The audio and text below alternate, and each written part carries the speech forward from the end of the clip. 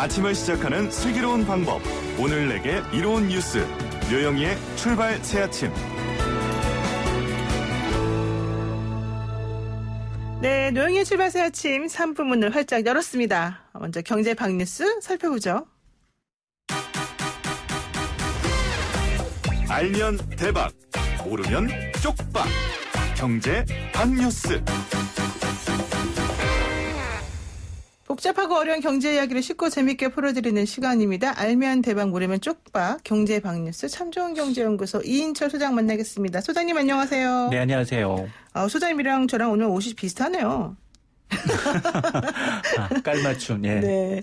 자, 정부가 경제위기 극복을 위해서 3차 추가 경정 예산안 규모를 35조 3천억으로 확정을 해서 국회에 지금 제출을 한다고 얘기가 나오고 있습니다. 그렇습니다. 어제 국무회의를 통해서 3차 추경 규모 35조 3천억 원 확정해서 오늘입니다. 국회 제출합니다.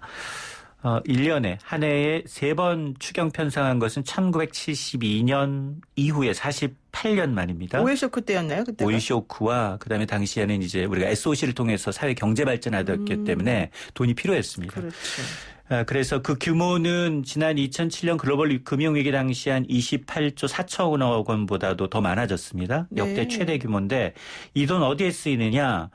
구체적으로 사실은 당초는 일자리 추경이었어요. 그러니까 일자리 추경에 맞게 고용, 사용 안전망 확충의 9조 4천억 원, 또 위기 기업의 일자리 지키는 기업의 금융지원 5조 원, 여기다 내수 수출 활성화에 3조 7천억 원, 한국판 뉴딜에 5조 1천억 원 등을 씁니다.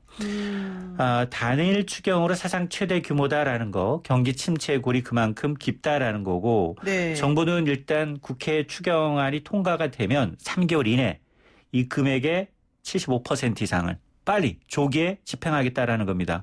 문제는 추경의 효과가 극대화되기 위해서는 신속한 집행이 관건이거든요. 네. 근데 국회 상황이 녹록치가 않아요. 상임위원장 자리 둘러싸고 여야 기싸움하고 있습니다. 이러다가 그렇죠. 또 추경안 처리가 늦어지는 게 아니냐 이런 우려가 나오고 있습니다. 근데 이제 35조 3천억 규모 중에서 안 쓰는 그런 예산을 중심으로 해서 돈을 마련하는 거 플러스 나머지는 국채 발행이잖아요. 맞습니다. 국채 발행 비율이 좀 높다 이런 얘기가 있더라고요. 맞습니다. 이 돈 그러면 어떻게 마련할 거냐 두 가지밖에 없습니다. 지금까지 짜고 또 짠 이 마른 수건을 더 짜는 거. 네. 지출을 줄이는 것도 있고요. 그래도 부족해서 빚을 내야 합니다. 그런데 지금 코로나 극복 위해서 1차로 11조 7천억 원 썼고요. 그렇죠. 2차가 12조 2천억 원, 요번에 35조 3천억 원 합치면 60조 원이 육박합니다. 사실 좀 많아 보이긴 하네요. 맞습니다. 네. 물론 35조 3천억 원 모두 빚을 내는 건 아니고요. 이 짜는 거, 수건 짜는 것도 한 10조 원 정도 짭니다. 네, 네. 기존에 있던 예산에서 여긴 국방비도 있고 다양한 예산이 들어가 있고요. 나머지 23조 8천억 원은 어쩔 수 없이 빚, 국채를 발행을 합니다. 네. 자, 이러다 보니까 올 한해 정부가 사실은 이 관리재정수지라고 해서 들어올 돈, 나갈 돈 이게 적자예요. 100조 원 넘게 적자입니다. 경기가 너무 안 좋다 보니까 쓸 돈은 굉장히 많아졌고 여기 60조 원 가까이 더 나가는 거 아니겠습니까? 자, 이러다 보니까 지금 지난해 말 기준 우리 국가부채가 한 728조에서 이제 3차 추경까지 반영하면 840조 원으로 뛰게 되는데 이걸 GDP 대비하게 되면 3차 추경안이 집행되면 43.5% 43.5%. 이렇게 뜁니다. 물론 경제협력개발기구 평균이 한 110%니까 아직은 그 절반 정도로 조금은 안정적이다라고 하고 있는데 문제는 이제 속도가 좀 빠르다라는 거 그리고 이게 과연 3차로 끝이겠느냐. 네. 이제 전문가들 얘기처럼 이제 가을 대유행이 나오면 이게 3차가 아니라 4차 5차 추경도 감안해서 좀 돈을 써야 하는 상황입니다. 그러면 앞으로 추경이 3차 말고도 또 있을 거다 이렇게 지금 보시는 거예요? 일단 이게 코로나19가 변수인데요. 네. 코로나19가 여기서 좀 잠잠해지고 이제 확산이 아니라 좀 정상적인 경제활동이 되면 괜찮지만 그렇지 않고 지금처럼 2분기는 어쨌든 마이너스예요. 네. 근데 3분기까지 마이너스로 가게 되면 돈을 더 써야 합니다. 그렇군요. 그러니까 그런 여러 가지 변수를 고려하면 일단 지금은 좀 간당간당하다. 이렇게 보는 게 맞겠네요. 맞습니다. 일단 유럽연합이 이제 일반 정부의 부채 채무 비율 한 60% GDP 대비 관리하도록 이제 권고하고 있어요. 근데 지금은 한 43%인데 4차, 5차 하게 되면 빠르게 늘어나는 거죠. 알겠습니다. 아직까지 뭐 정부에서 4차, 5차 얘기는 안 하고 있으니까. 그렇습니다. 부인하고 있습니다. 네, 3차로 좀 정리가 되면 좋겠다. 뭐 이런 얘기도 있고요.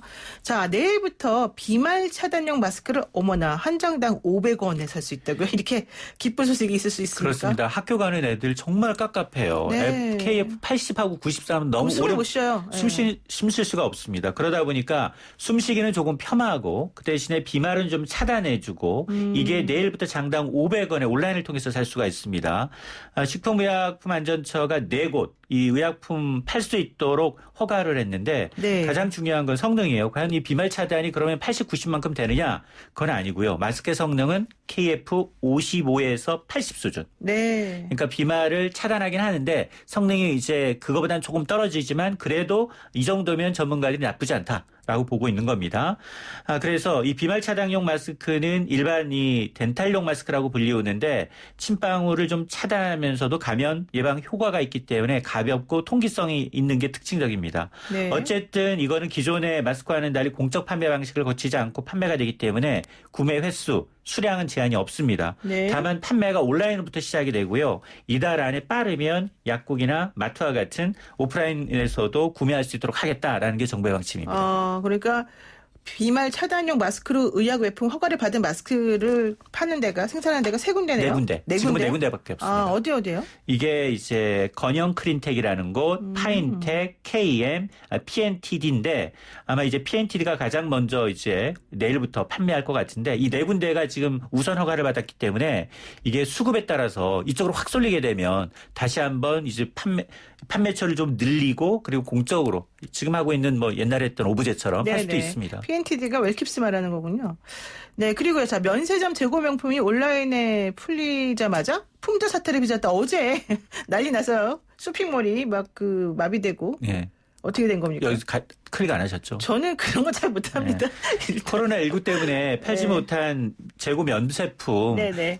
지금 손님이 90%, 95% 떨어지니 면세점이 문을 닫았잖아요. 이 상품 받아는 거 어떻게 처리를 하겠습니까? 그렇죠. 업계의 건의라는 거예요. 이게 면세품이기 때문에 여행 가시는 분, 해외 여행 가시는 분만 살 수 있는데 의외로 온라인으로 좀 팔게 해달라고 했는데 그걸 오케이를 한 겁니다. 네. 어제부터 이제 백화점 계열의 온라인 쇼핑몰에서 팔기 시작했는데 이게 판매 4시간 만에 한 사이트는 품절됐어요.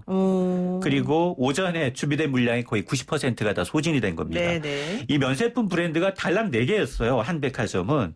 발렌시아가, 보테가 베네타, 생로랑 발렌티노 이 4가지였는데 백화점 정상 가격 대비 10에서 50% 할인 가격에 판매가 되니까 이렇게 잘 팔렸는데 화장품 향수는 아예 제외가 됐고요. 그렇죠. 그러다 보니까 문제는 이거 사는 거는 괜찮은데 실제로 이 사이트를 돌려본 사람이 이게 지금 옛날 한 6개월 이상 지난 재고잖아요. 네, 그렇죠. 그러다 보니까 가격이 싼 게 진짜 맞나? 그리고 또 하나는 네. 이게 지금 아니면 흔한 가격도 아닌데 들어가 보니까 좀 사고 싶은 거는 가격 할인이 굉장히 낮아요. 자 그러다 보니까 좀 실망이다. 아니면 해외 직구나 병행 수입 제품에 대해서 별다른 경쟁력이 없다. 이런 반응도 있습니다. 그러니까 네. 꼼꼼히 알아보시고 뭐 테크도 좋지만 명품을 택하는 것도 좋지만 꼼꼼히 알아보시고 네. 그러니까 지금 원래 우리나라에 들어와야 될 외국인이 전년 대비 뭐 66% 정도밖에 안 돼서 66%가 떨어져서 실질적으로 면세품이 안 팔리니까 이제 고육지책으로 허용을 해준 건데 여기서 또 뭐 샤넬이나 루이비통 같은 거는 없어요. 자체적으로 판매하겠다라고 해서 이게 왜냐하면 여기 들어가게 명품업체가 이해관계가 맞지 그렇죠. 않아요. 왜냐하면 네. 명품업체들은 우리나라에서는 비싸면 비쌀수록 잘 싸는데 그 할인을 내리고 판다라는 것 쪽에 자존심이 있기 때문에 팔지 말아달라. 네, 그렇게 했다고. 원청의 목소리가 굉장히 큰 게 여기입니다. 그렇군요. 예, 알겠습니다. 오늘 여기까지 듣겠습니다. 고맙습니다. 네, 고맙습니다. 네, 지금까지 참 좋은 경제연구소 이인철 소장이었습니다. 친절한 시사, 시원한 통찰, 노영희의 출발 새 아침, 슬기로운 인터뷰.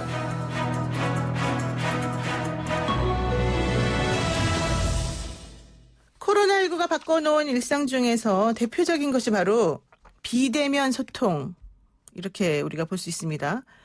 그러면서 즉 사람이 할 수 있는 일을 기계가 대체하는 방법도 꾸준히 발전을 하고 있죠. 나날이 발전하는 AI.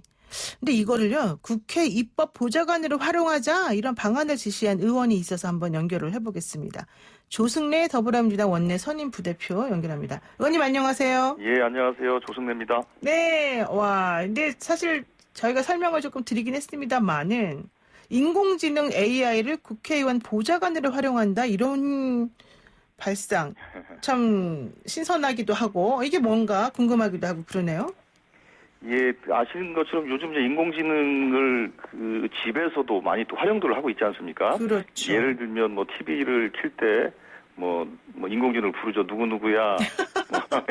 예. 말을 잘 못 알아듣더라고요. 뭐 불러도 자기 이름을 부르는지 모르고. 학습이 돼가지고 네. 요즘 많이 이해도가 많이 높아진 것 같아요. 이제 그런 것처럼 이제 인공지능은 우리 그 생활 속에 깊숙이 들어와 있는 상태이고요. 네. 실제로 일반 그 기업 같은 경우에 인공지능을 활용해서 예를 들면 그 상담 같은 경우에도 그 인공지능이 상담을 대행해 준다든지 아니면 네. 챗봇을 활용한다든지 그 인공지능 이미 우리 깊숙이 들어와 있고요. 예를 들면 나사 같은 경우에는 2017년도에 조지 워싱턴이라는 인턴 직원을 채용했습니다. 네. 그 인턴 직원이 바로 AI거든요. 아. 그래서 조지 워싱턴 일을 잘하니까 네. 추가로 토머스 제퍼슨을 또 추가로 또 채용했답니다. 대통령들을 막. 예, 그렇습니다. 네. 그만큼 이제 AI가 그만큼 이제 기술의 발달에 따라서 AI도 우리 생활 이제 네. 친숙하게 들어왔다는 걸 의미하는 것인데요. 국회의원의 경우에는 그렇습니다. 국회의원이 이제 가장 중요한 일은 입법 활동 아니겠습니까? 그렇죠. 근데 입법 활동을 하려면 일단은 자료를 수집하고 분석하는 일이 가장 중요합니다. 네. 근데 이제 우리 보좌진들이 가장 원초적으로 하는 일이 바로 이런 일들인데, 근데 실제로 이런 일을 하는 과정에서 인공지능의 도움을 받는다면 훨씬 더 효율적으로 일을 할 수 있거든요. 네. 예를 들면 그렇게 해서 모아진 자료 같은 것들이 훨씬 더 속도감 있게 수집을 할 수 있고 또 분석도 더 체계적으로 할 수 있는 가능성이 생기게 되죠. 그렇게 되면 의원들이 아무래도 입법 활동하는 데 있어서 상당히 도움을 받을 거라고 생각을 하고 있고요. 네.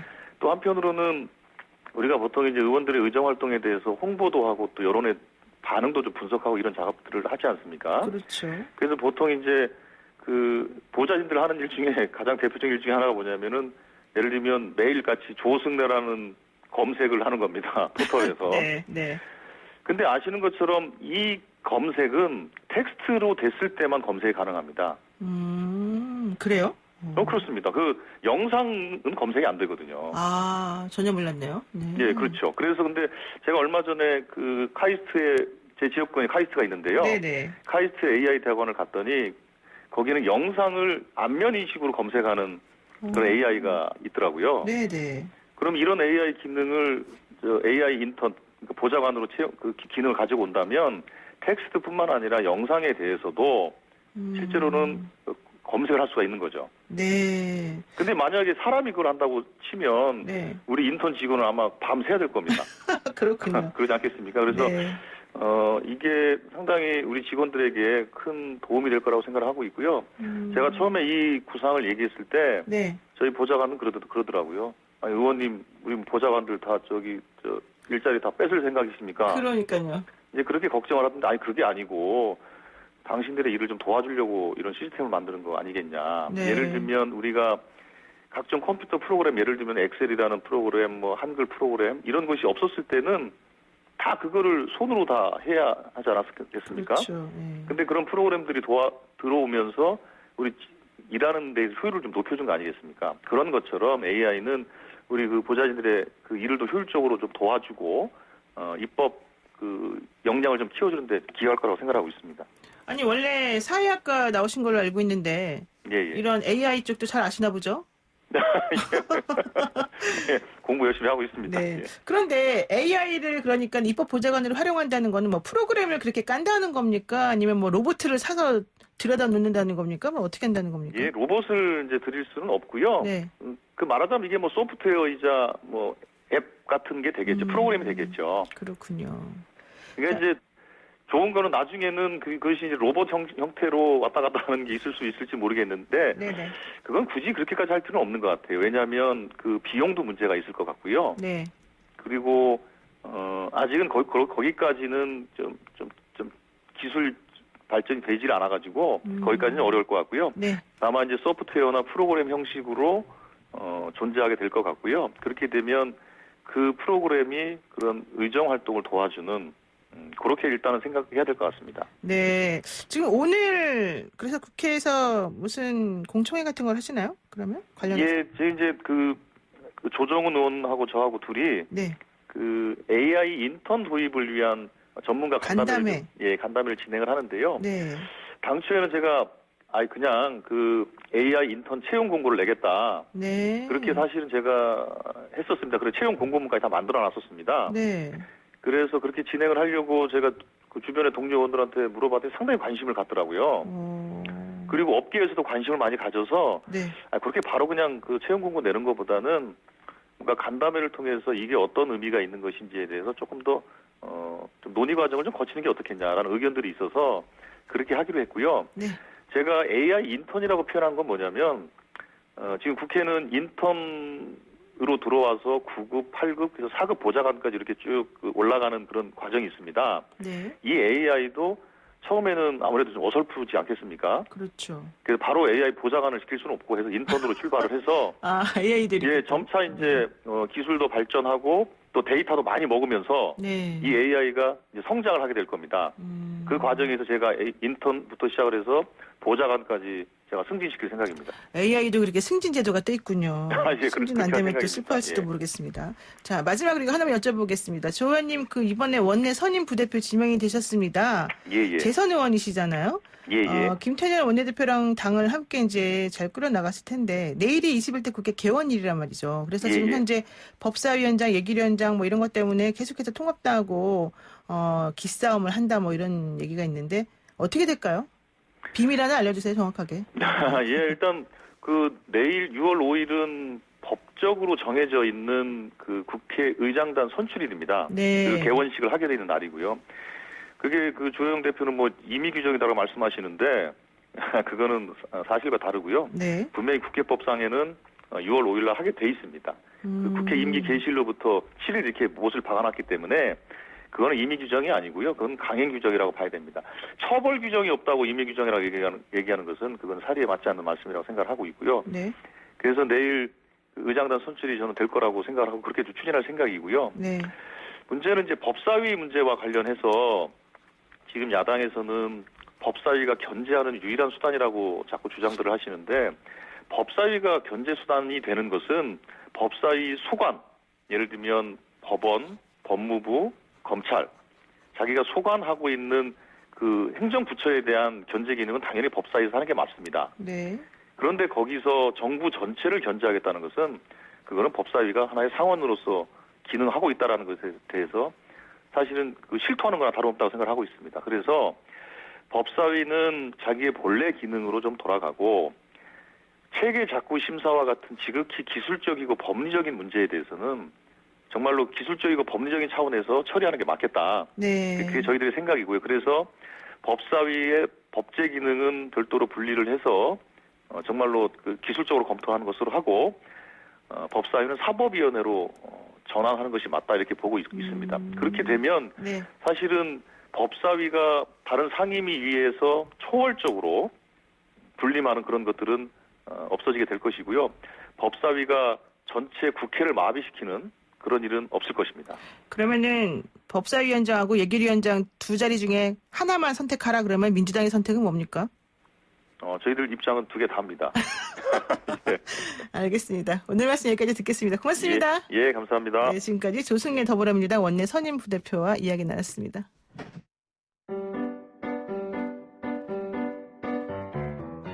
영희와 함께하는 출근길. 노영희의 출발 새아침에서는 여러분의 참여를 기다립니다. 짧은 문자 50원, 긴 문자 100원의 유료 문자 샵 0945, 우물정 0945번으로 다양한 의견들 많이 남겨주세요.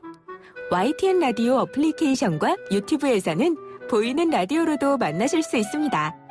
청취자와 대화하는 시사라디오 노영희의 출발 새아침 계속해서 이어집니다.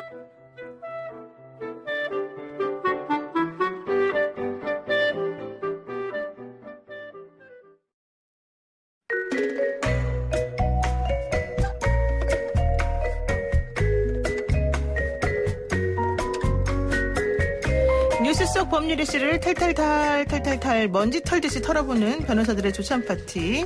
조찬 파티 품격 있는 주인공 두 분 저희가 모십니다. 우선 구정모 변호사님 나오셨습니다. 안녕하세요. 안녕하세요. 구정모 변호사입니다. 네. 그리고요, 조찬 파티 새로운 안주인 최단비 변호사님 모셨습니다. 안녕하세요. 안녕하세요. 네. 최 변호사님 오랜만에 뵙는데요. 네. 이번에 국민의당 비례후보로 나오시지 않았습니까? 네, 맞습니다. 네, 떨어지셨는데 얘기를. 너무 직접적으로 네, 또. 네, 그냥 뭐 제가 원래 그렇습니다. 네, 소감 말씀해 주시죠, 그냥. 네. 네, 다시 돌아오게 돼서 또 노영희 변호사님이 또 프로에 오게 돼서 너무 영광입니다. 우리 프로로 오시려고 떨어지신 거라는 거예요? 네, 맞습니다. 참 이런 식으로 우리 아침부터 거짓말하고 그러면 안 됩니다. 네, 어쨌든 그 변호사들의 조찬 파티 오늘은 최 변호사님하고 같이 합니다. 자, 오늘 메인 디시 두 가지 준비했는데요. 먼저 하나 보겠습니다. 더불어민주당의 금태섭 전 의원이 공수처 설치 법안에 찬성해야 된다라고 하니 강제 당론을 어기고 기권표를 던졌다고 해서 경고에 해당하는 징계를 받았습니다. 이것 때문에 지금 시끌시끌합니다. 우선 어떻게 이거를 보시는지 우리 구정모 변호사님 어떻게 보십니까? 사실 저는 이제 일단 좋지 않은 선례가 될 것이다. 무엇에 대해서 누구에 대해서 좋지 않는 이라는 거죠? 그러니까 이제 국회의원이 특정 법안에 대해서 당론과 다른 투표를 했다고 해서 징계를 했다라는 것 자체가 좋지 않다라는 의미이고요. 네. 그러니까 물론 이제 국회의원도 당원이기 때문에 당연히 당의 당론을 따를 책임이나 의무가 있겠죠. 그래서 뭐 절이 싫으면 중이 떠나야 되는 거 아니냐 뭐 이런 네. 지적들도 있는 것 같은데요. 저를 옮겨라요. 이런 얘기도 있지 네, 않습니까? 그렇죠.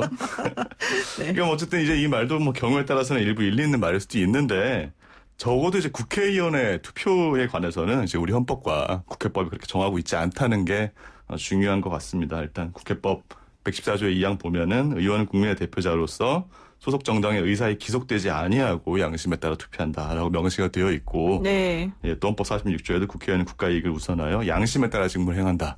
그래서 적어도 이런 것들을 고려했을 때는 좀 적절한 조치는 아니었던 것이 아닌가 싶습니다. 최 변호사님 어떻습니까? 네, 저도 이제 뭐 구 변호사님께서 처음에 말씀하신 좋지 않은 선례다라고 하는 부분에 대해서 이 통합당이 지적한 것처럼 그러면 앞으로 초선 의원들에게 재갈을 물리려는 것이냐 이러한 의견에도 저도 이제 어느 정도 일리가 있다고 생각을 하고요.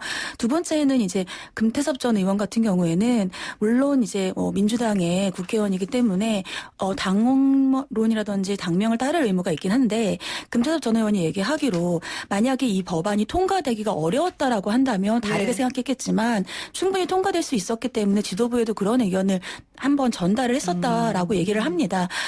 통과될 수 있었던 부분에 불구하고 모든 의원들이 같은 목소리를 낼 수밖에 없다라고 한다면 금태섭 전 의원이 자신의 SNS에 이렇게 아무 말도 할 수 없게 한다면 이것은 비민주적인 위헌정당이다라는 표현을 했습니다. 그러한 생각을 예를 들면 본인의 입장에서는 할 수도 있지 않았을까라는 생각이 되네요. 네, 그렇군요.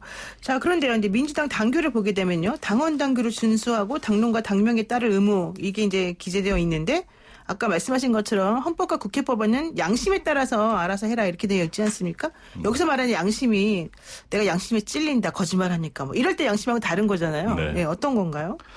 사실 그러니까 이제 어떻게 보면 국회의원이 이제 자신 국가의 어떤 정책에 대한 일종의 자신의 소신 같은 것일 수 있겠는데요. 사실 이런 논란이 처음 있는 일은 아니죠. 그러니까 뭐 다 아시겠지만 2017년에 이제 20대 국회에서 문재인 정부 첫 추경이 있었죠. 그때 이제 당시 자유한국당, 현재 미래통합당의 장제원, 김연아 의원이 사실은 그때도 뭐 반대를 해가지고 해당 행위 논쟁이 이제 있었죠. 그렇죠. 예.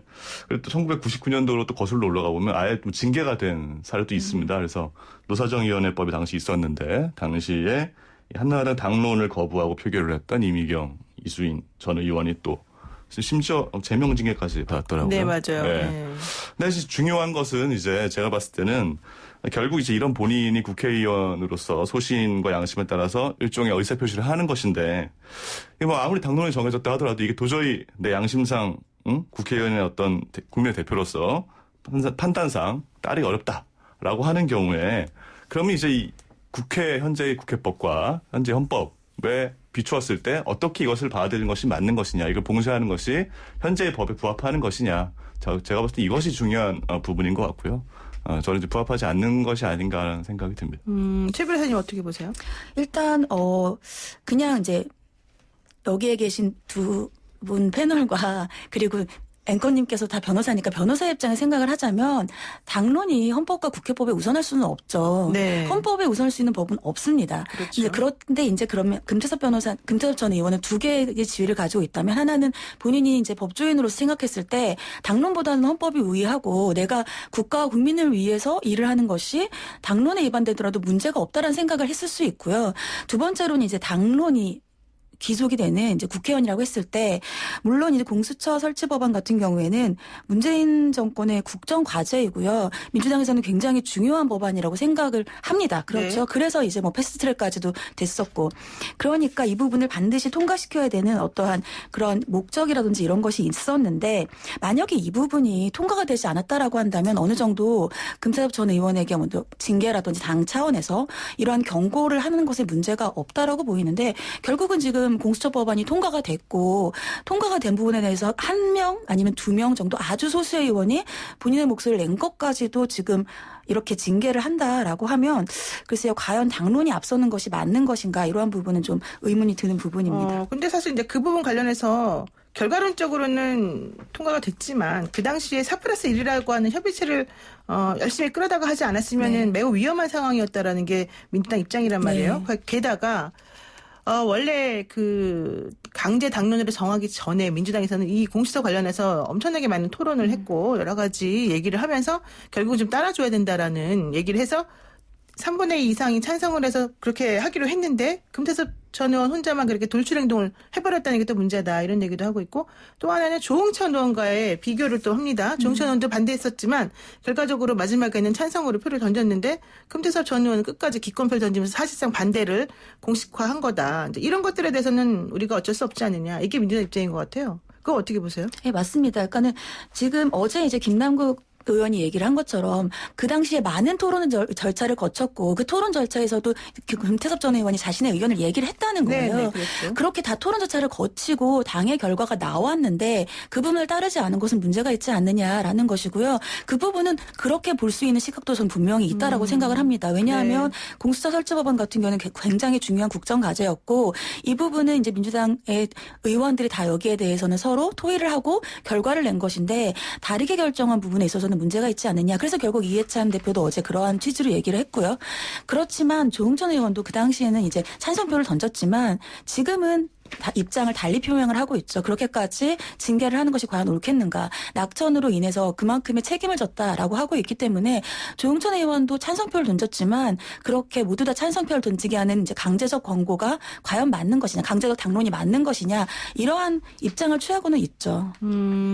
고 변호사님. 네. 금태섭 전 의원이 얘기하는 게 전례가 없는 위헌적인 징계다. 이런 재심을 이렇게 청구를 했습니다. 근데 사실 뭐 당원 당규와 같은 것들은 제일 하위에 있는 그런 규칙이나 뭐 이런 거기 때문에 이게 그 법률에 위반되는, 그러니까 국회법하고 안 맞으면은 이게 대법원에서 사실은 이것이 맞는지 안 맞는지 또 판단해 주는 게 하나가 있고 또 헌법하고 안 맞으면은 당연히 뭐 그렇게 되겠죠. 그렇다면 재심을 청구하면 재심에서는 금태섭 전 의원 말이 맞다라는 쪽으로 나오게 될 가능성이 좀 높게 보이기도 하는데 어떻습니까? 예, 그러니까 사실 내용상으로 보면 말씀하신 것이 맞는데 이제 실제로 이제 재심이란 절차 자체가 지금 이제 더불어민주당 내에서 이루어지는 절차이다 보니까 네. 그래서 아마 좀 어떻게 될지 예상하기가 쉽지 않은 면이 있는 것 같고요.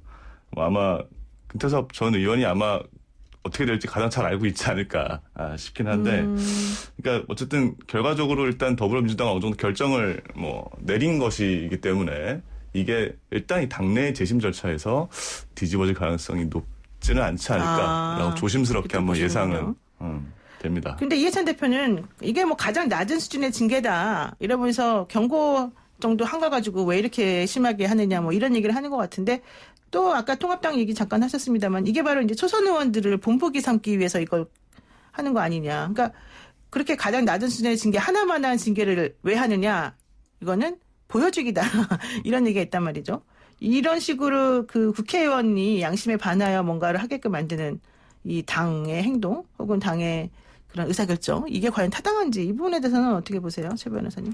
일단 이제 이전 대표가 가장 낮은 수준의 징계다라고 이제 뭐 경고 정도면은 큰 문제가 없다라고 이제 말씀을 하셨고요. 그것은 아까 이제 노영희 앵커님께서 말씀하신 것처럼 지금 이게 강제적 당론인데 굉장히 중요한 표결이고 분명히 내부의 협의 절차를 거쳤는데 이렇게 돌출적인 표결을 하는 경우에는 향후에 또 굉장히 중요한 표결이 있을 때에는 그러면 의원들에 대해서 내부적으로 어떻게 이것을 결정하는 것이 아무런 무의미한 게 되지 않느냐라는 취지의 이제 발언이신 것 같아요. 네. 그 부분은 이제 당연히 당을 이끄는 대표로서는 할 수 있는 부분이고 가장 낮은 징계를 줬다. 그러니까 결국은 뭐 의원들의 입에 재갈을 물거나 이러한 의도는 아니라고 이제 말씀을 저는 하신 걸로 이해를 했는데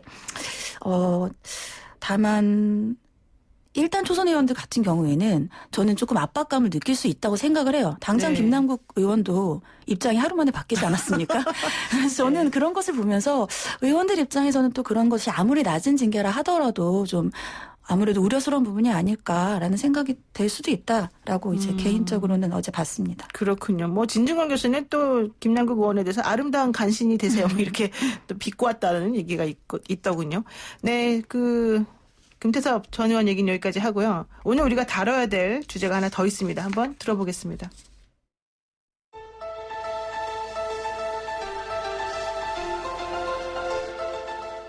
저는 제 아이들에게 회사 경영권을 물려주지 않을 생각입니다. 오래전부터 마음속에는 두고 있었지만 외부에 밝히는 것은 주저해왔습니다. 경영 환경도 결코 녹록지 않는 데다가 제 자신이 제대로 평가도 받기 전에 제 이후에 제 승계를 언급한다는 것이 무책임한 일이라고 생각해서이기 때문입니다.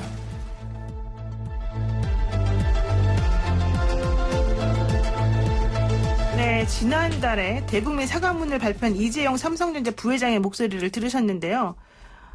경영권 불법 승계 의혹으로 지금 이래저래 고초를 많이 겪고 있죠. 뇌물 공여도 사실 그런 부분 때문에 이루어진 거라는 판단이 있었고요, 대법원에서.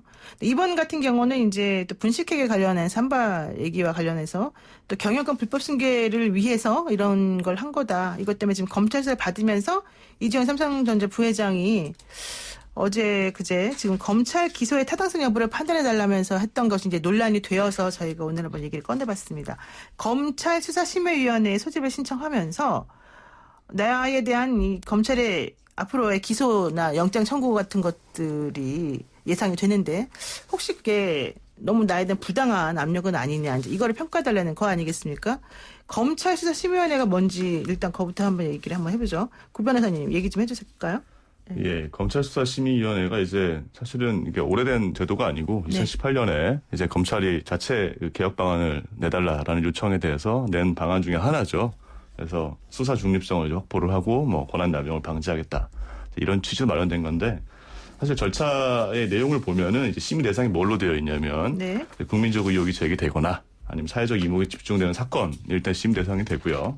그것에 이제 수사 계속 여부라든지 아니면 공소제기 또는 불기소 처분 여부 그리고 이미 공소제기가 됐거나 불기소 처분된 사건도 다시 한번 그것이 적정했는지 수사가 확인해 볼 수 있는 그런 절차가 지금 마련되어 있습니다. 그리고 절차는 크게 이제 이원화가 되어 있는데요.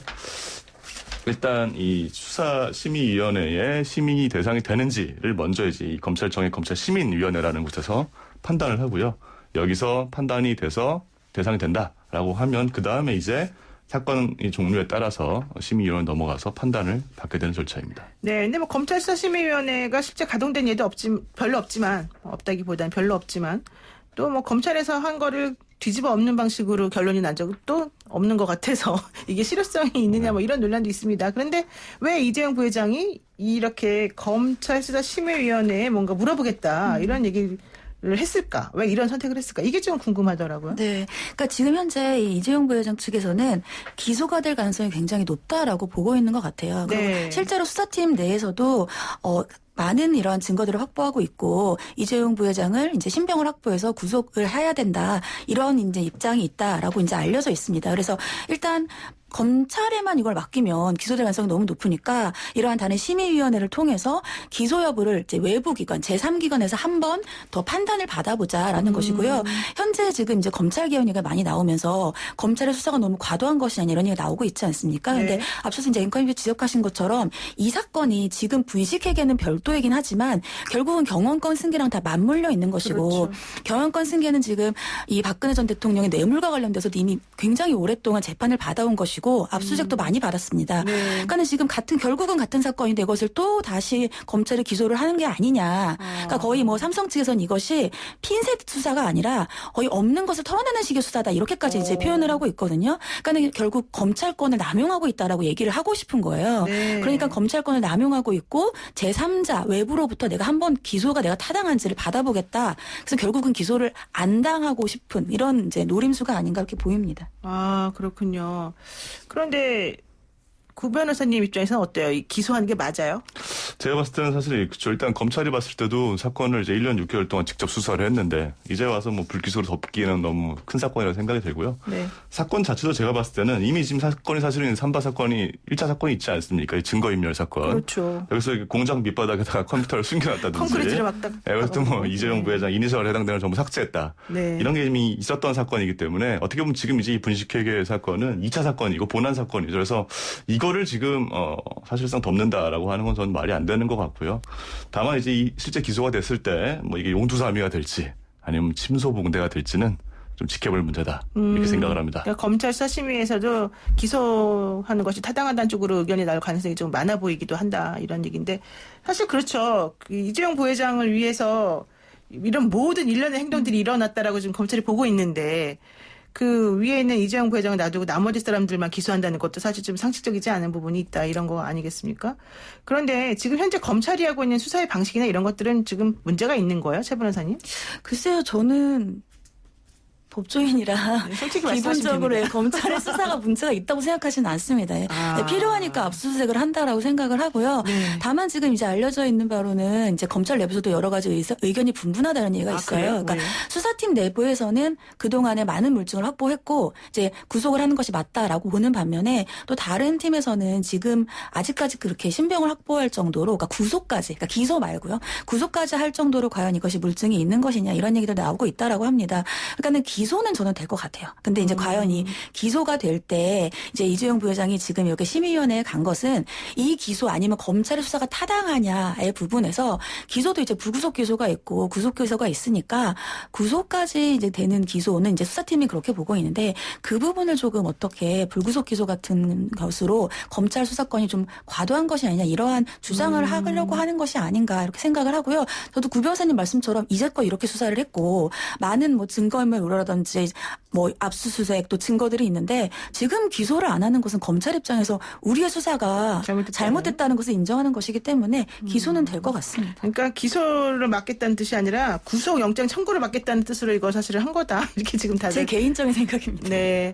자, 오늘요. 6828님께서요. 최 변호사님 비례대표 1번 되셨어야 되는데 안타깝네요. 지금 가족분이 보내신 것 같은데. 네. 그리고 2340님 또 3850님도 금태사 의원의 전 의원의 그런 징계 관련 의견 많이 주셨습니다. 자, 오늘 여기까지 하고요. 오늘 새롭게 또 구성된 조찬 파티. 또 다음에는 또 어느 분이 나오실까? 자, 이렇게 생각해 보시고요. 오늘 말씀 이렇게 듣도록 하겠습니다. 고맙습니다. 감사합니다. 감사합니다. 네, 변호사들의 조찬 파티 최단비 변호사 구정모 변호사였습니다. 노영희의 출발새 아침 3부 순서 여기서 마칩니다. 잠시 후 4부로 돌아가겠습니다.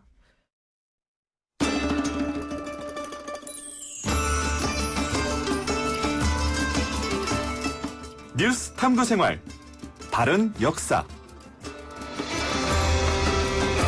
네, 뉴스를 각별한 시선으로 다시 들여다보는 시간입니다. 뉴스 탐구 생활. 공부 잘하라고 이 코너 만든 것 같아요. 탐구 생활. 역사라는 프리즘을 통해서 뉴스를 좀 똑바로 들여다보겠습니다. 국사편찬위원회 정대훈 편사연구사와 함께하겠습니다. 안녕하세요. 네, 안녕하세요. 네, 오늘은 어떤 이야기 준비해 오셨습니까? 오늘은 옷 이야기를 좀 해보려고 합니다. 옷이요. 예. 예, 요 며칠 날씨가 부쩍 더워져 가지고요. 뭐 거의 뭐 여름 날씨가 됐는데 네. 저도 이제 지난 주말에 처음으로 반바지를 꺼내 입었습니다. 네. 그럼 반바지 얘기입니까 오늘? 반바지 얘기는 아니고요. 네. 반바지 얘기는 아니고 이렇게 더울 때 가끔씩 생각나는 옷이죠. 오늘은 몸빼 이야기를 몸빼요? 해보겠습니다. 네네네. 근데 몸빼가 일본말 아니에요 원래? 예, 사실은 이것은 일본어에서 유래한 말이긴 한데요. 지금은 사실 이제 한국어에 일부러 흡수됐다고 볼 수가 있는 게 이제 표준 국어 대사전에도 등재가 돼 있기 때문에 일단 오늘 방송에서는 몸빼라는 표현을 그대로 쓰도록 하겠습니다. 네, 자 이제 몸빼 바지를 네. 말할 텐데요. 이거는 일단 헐렁헐렁한 통으로 된 그런 옷이죠. 네, 그렇죠. 그러니까 허리와 허벅지 쪽이 아주 통으로 헐렁헐렁한 그렇게 돼 있지만 네. 발목 쪽으로 갈수록 좀 통이 좁아지는 그런 바지를 이른바 몸빼라고 하는데 파자마랑 다르군요. 좀 다르죠. 네. 어감도 많이 다르고요. 네. 그 예전에는 이 몸빼를 그러니까 농어촌에서 주로 이제 여성분들의 노동용 옷으로 많이 입으셨죠. 네. 저도 예전에 이제 대학 다닐 때 농활도 가셨어요? 네, 농촌 활동을 가면 잘 못할 것 같은데요. 네, 아닙니다. 되게 열심히 했습니다. 아, 그래? 잘하세요? 네. 근데 이게 한번 입어보면, 네. 입어보신 분도 아시겠지만, 이게 진짜 편합니다. 아, 네. 한번 입으면 절대로 그 이전으로 돌아갈 수 없습니다. 혹시 집에서도 입고 계신 거 아니에요, 요즘에? 저도 가끔 집에서 혼자 있을 때. 혼자 있을 때요? 남에게 보여주기 좀 부끄럽습니까? 조금 그렇습니다. 네. 네, 어쨌든 한 번 입으면 네. 절대 벗을 수 없다는 몸빼 바지 네. 자주 이용하시는군요. 네. 근데 이 몸빼는 사실 최근에는 이제 패션의 일종이 되기도 했죠. 그래요? 그렇죠. 이렇게 통이 넓으니까 활동하기도 좀 편하고 좀 시원하기도 하고 그래서 네. 여름에 일상복으로 많이들 입으시기는 하는데 이렇게 패션 아이템이 되면 몸빼라고 부르지 않고 이제 배기 팬츠라고 부르시죠. 아, 배기 팬츠라고 그런 용어가 따로 있어요? 네, 뭐 배기핏, 배기 팬츠 뭐 이런 표현을 쓰시긴 하시던데요. 뭐 그걸 또 몸빼라고 하면 약간 또 어감이 달라지지 않습니까? 그러니까 그게 사람이 참 간사한 것 같아요. 뭐 어차피 다 똑같은 걸 텐데도 몸빼 그러면 되게 촌스러운 느낌이 좀 나고 예. 배기 핏 그러면은 뭔가 되게 세련된 느낌이 난단 말이죠. 예, 맞습니다. 이 편안하게 그지없는 이 이른바 이 몸빼라고 하는 이 옷에도 사실은 그 유래를 따져보면 조금 슬픈 식민지의 역사가 얽혀 있습니다. 그러니까 이 몸빼라는 건 대략 한 1940년대 그러니까 이제 식민지 시기에 전래된 것으로 보이는 옷인데요. 네. 기록을 찾아보면 대략 한 1941년 정도부터 신문지상을 중심으로 해서 몸빼 혹은 뭐 몬빼라는 표현들이 등장하는데요. 이 몸빼라는 단어는 사실은 일본어에서 온 표현입니다. 일본어의 몬빼라고 하는 단어에서 유래했는데요. 원래는 일본의 동북 지역에서 여성용으로 사용되던 노동복이라고 합니다. 그래서 이제 이게 일본어에서 유래했다는 것 때문에 최근에는 뭐 일할 때 쓰는 바지라는 뜻에서 뭐 일바지 혹은 일본에서 왔다는 뜻으로 뭐 외바지 예 이런 식의 순화어가 제한되기도 하고 있는데요. 이 몸빼라는 단어 자체가 이제 지금은 사실은 이제 한국어의 일부라고 보는 게 맞지 않나 이렇게 조심스럽게 한번 말씀드려보겠습니다. 그렇군요.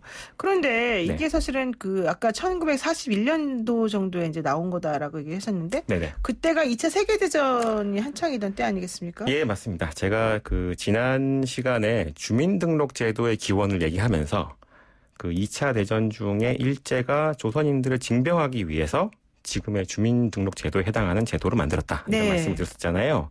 그러니까 1940년대에는 이제 식민지 전체가 전쟁을 위한 동원체제로 이제 돌아간 시기였다고 볼 수가 있죠. 그러니까 우리가 알고 있는 뭐 강제 징병이라든지 뭐 물자 공출 같은 게 주로 이때의 시기인데요. 네. 그러니까 생활 문화라는 측면에서도 검소와 절약이 많이 강조가 됐습니다. 뭐 근데 보통 때야 뭐 검소하고 절약하고 이런 거 좋은 거죠. 좋은 건데 이 당시엔 약간 좀 의미가 다릅니다. 아, 그래요? 예, 그렇게 해서 아낀 자원은 사실 결과적으로 다 전쟁에 동원하려는 전쟁 물자로 쓰려고. 그렇죠. 그러려고 한 거죠. 그러면 절약을 강조했을 것 같은데 네네. 어떤 식으로 캠페인 같은 걸 좀 벌이고 그랬나요? 당시 캠페인들을 보면 이 생활문화 전반을 다 통제를 하려고 했습니다. 네. 보시면 뭐 이런 게 있습니다. 뭐 식사는 아침은 국 하나, 김치 하나 정도로 간단히 하고 네. 점심은 찬밥으로 먹자. 아, 그게 캠페인 내용이었어요? 네. 남자는 가능한 한 머리는 빡빡머리로 하고 네. 신발은 뭐 집신이나 남학신을 신자. 아이고. 뭐 이런 식의 캠페인들이 나오는 거죠. 그러니까 무기를 만들어야 되기 때문에 뭐 쇠나 이런 다른 것들은 쓰면 안 되니까 뭐. 집신이나 남학신 하라 그러고. 예. 근데 왜 찬밥을 꼭 먹어야 될까요? 연료도 아끼겠다. 뭐 이런 얘기겠죠. 그런 게 있군요. 예. 근데 이런 캠페인은 당연히 옷에도 적용이 됐는데 네. 이때 이제 강요된 패션 중에 하나가 이제 국민복이라고 하는 게 국민복이요? 있습니다. 네. 그러니까 이름에는 이제 국민이라고 하긴 했는데 여기는 사실 이제 여성과 서민은 제외돼 있습니다. 왜냐하면 이 국민복이라는 게 남성용 양복 정장을 대신하는 거였거든요. 그래서 뭐 일정 수준의 경제력이나 사회적 지위가 있는 사람들에게 이 국민복이 강제된 건데요. 네. 이 옷은 사실은 이제 일본 육군 군복을 살짝 변형한 거라서 생긴 게 군복과 굉장히 비슷합니다. 그러니까 사실상 사람들에게 군복을 강요했다. 라고도 볼 수가 있는 거죠. 그러니까 이런 국민복을 입고 다녀라 이렇게 예, 말했다는 맞습니다. 거잖아요. 네네네. 네. 뭐 은행원이나 뭐 공무원, 사무원들은 대부분 다 이 옷을 입어야 됐고요. 각 학교의 교복도 이제 이른바 국방색으로 다 통일이 됐습니다. 아, 국방색이면 그 당시 국방색이면 이제 황갈색이나 다갈색 옷이라고 되겠죠. 네. 이런 식으로 이제 사회 전반적으로 이제 군사 문화를 좀 정착시키려고 하는 그런 강제하는 그런 분위기가 있었던 거죠. 그럼 남성은 국민복을 입고 네. 여성은 뭘 입어요, 그러면? 그게 바로 몸빼입니다. 여성은 몸빼 입어라. 네네. 사실 공식적으로는 여성용 국민복은 없었는데요. 네네. 국민복에 준해서 검소와 절약을 강제하기 위해서 여성들에게 요구된 게 이제 몸빼였고요. 이 몸빼가 여성들에게 국민복의 역할을 하긴 했습니다. 이 몸빼는 이제 애초에는 공습에 대비하는 이제 방공 훈련용 옷으로 권장이 됐는데요. 네. 원래처럼 이제 치마 저고리를 입고 있으면 활동에 제약이 많으니까 이 몸빼가 강조가 됐고요. 이 몸빼 위에는 원래 이제 자켓 상의를 입게 했는데 뭐 이걸 떠올려 보시면 일단 이것도 군복과 좀 비슷한 모습이죠. 그러니까 일종의 지금으로 치면 좋게 말하면 뭐 민방위복이나 뭐 밀리터리룩 뭐 이렇게도 얘기를 할 수가 있겠습니다. 근데 물론 이렇게 강요되긴 했지만 실제로 입어보니까 정말 편하더라는 거죠. 그러니까 도시에서는 이제 방공훈련용으로 이 옷이 강제가 됐지만 실제 농어촌에서는 이 옷이 이제 노동복으로 네. 많이 이용이 됐던 겁니다. 그래서 이런 분위기가 전 사회로 확산이 되면서 도시와 농어촌을 가릴 것 없이 모든 여성들에게 네. 몸빼가 권장되는 상황에 이르게 된 거죠. 그 몸빼는 사실은 고무줄, 네. 이 허리를 고무줄로 이렇게 만들었다는 게 되게 중요합니다. 이 네, 고무줄이 맞습니다. 편하거든요. 근데 이제 이거 일제도 참 감이 없는 게 네. 이렇게 몸빼가 좀 대중화되니까 네. 오히려 더 신이 나서 막 이걸 강요하는 분위기까지 이제 이르게 됩니다. 그래서 네. 이 몸빼 착용에 대한 여러 가지 캠페인을 벌이게 몸빼를 되는데 입어라. 이게 또 캠페인이 있군요. 예, 그렇습니다. 몇 가지만 소개해드리면 이런 게 있습니다. 일단 뭐 첫 번째로 뭐 외출할 때나 여행 갈 때 몸빼를 입자. 그게 또 캠페인 내용이에요? 네. 네. 가정에서도 항상 몸빼를 입자. 그리고 혼례와 장례 등에도 몸빼를 입고 참석하자. 아이고 어머니나. 네. 네. 관공서 등에서 일하는 사람들도 몸빼를 입자. 네. 여기도 중요한데요. 네. 영화관, 극장, 식당, 대중교통에 몸빼를 입지 않으면 들어가지 못하게 하자.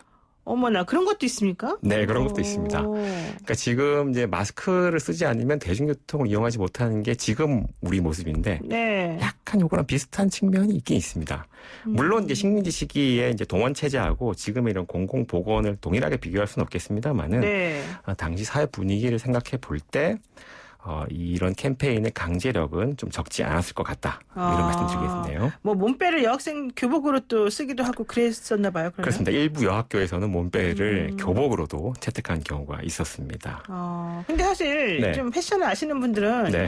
아무리 편해도 난 이건 네. 안 입겠다 이럴 수도 있잖아요.